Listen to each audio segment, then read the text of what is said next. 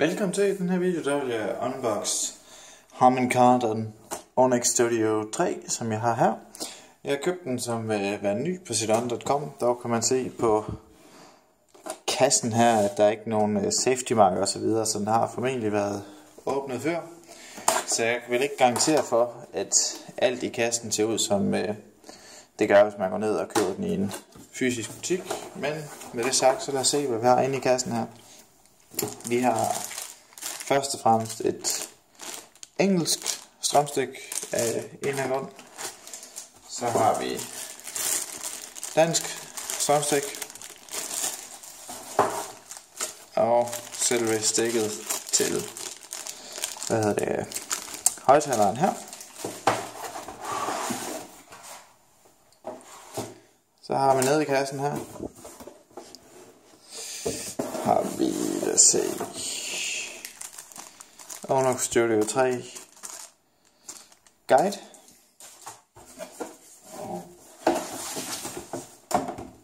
Så har vi selve højtaleren her.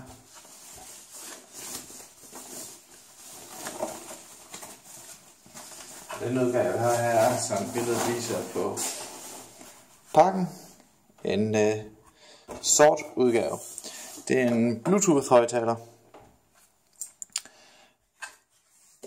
Rundt 3 subwoofer og 3 almindelige højtalere. Den kan også bruges til modtage opkald. Og så bruger den Bluetooth 4.0. Der er strømstik, audiostik, og så er der et micro USB kabel til, hvis man skal optage firmwaren. Derudover så er der en tænd-sluk knap, der er en skru op og skru ned knap, telefonknap og Bluetooth knap. Det man ikke kan se er, at du kan også parre 2 enheder sammen. Og det gør så, at du kan afspille stereo lyd via 2 Onyx højtalere. Men det er kun Onyx 3, du kan gøre det med. 1'eren og 2'eren kan ikke. Forskellen er, 1'eren den har ikke nogen audio ind. Det har 2'eren, og 3'eren har både audio ind og kan parre 2 enheder sammen. Der er forskel på farven på 1'eren, 2'eren og 3'eren. 1'eren er sort med sølvfødder og sølv bagpå.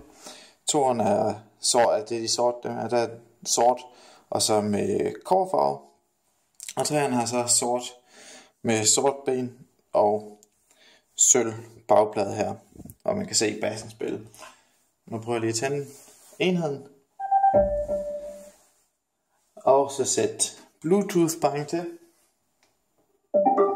som jeg har her. Og så tager jeg min telefon, som jeg har her, ind i Bluetooth. Og parre med Onyx Studio, hvilket jeg har gjort nu. Så går jeg lige ind i Play Music. Og så kan vi sætte, lad os se, kan vi tage hitliste musik, og så bare tage den første med Sheeran, og så spille.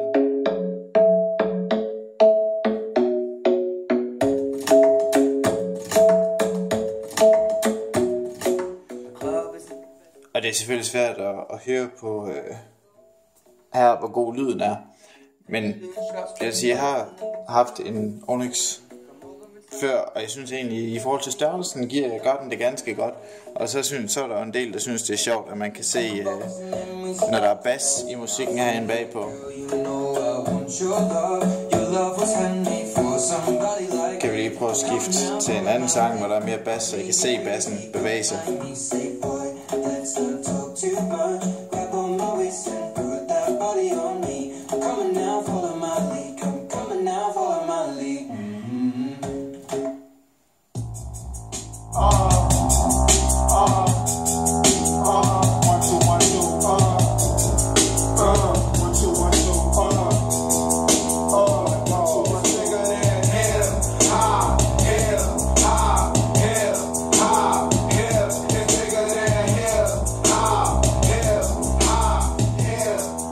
Jeg ved ikke, hvor tydeligt det er, men bassen bevæger sig tydeligt, står og vibrerer herinde bagpå. Man kan også høre, at der er en dyb bas Selvfølgelig er der også noget software, han sørger for.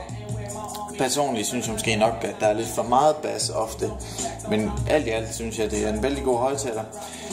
Vejledende udsalgspris er på 2800. Det skal jeg absolut ikke købe den til. Jeg købte den her, som så viser at være brugt hos Telias til 1000 kroner i en super weekend. Den er til fast pris i de fysiske Telia butikker til 11,99, og til 11,99 synes jeg er bestemt et godt køb. Jeg vil ikke anbefale at købe den til fuld pris, men til 1200 kroner synes jeg, det er et glimrende køb. Hvis jeg har nogle spørgsmål, så kan I endelig stille dem her. Og ellers så vil jeg sige tak, fordi I så med.